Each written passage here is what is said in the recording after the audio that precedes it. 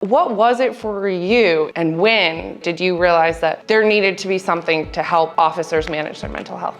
Yeah, I don't think it was until I was actually responsible for other officers. You know, once you start to see people that, once you join the formal leadership role, and you're a sergeant and you're entrusted with these folks and you see kind of what they're going through. And when I became a supervisor, we were, employing a number of officers that had been deployed overseas during Iraq and Afghanistan.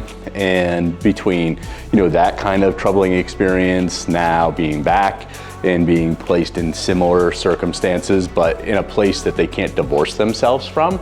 That was kind of fascinating to hear those officers talk about, Iraq was Iraq, but I'm not there anymore. But when these things happen here, we all drive by the address where they occurred or the intersection, and you have those triggers. I also had the benefit of my father having been a police officer in Poughkeepsie, New York, from the mid-60s up until about 1990. So I was really attuned to police culture and how it wasn't okay to say that you weren't okay, and trying to mask all of that. It's simply not healthy, right? We all have stress, we all see really terrible things in public safety, and we all have different break points. And instead of waiting to get to these break points that unfortunately we've all seen, let's get ahead of that.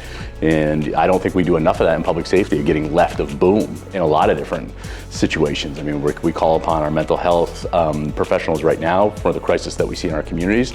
Let's get left of all these acute service demands.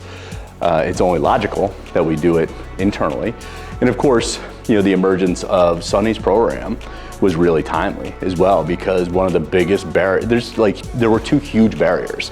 One, changing culture just enough so officers knew it was all right to seek help.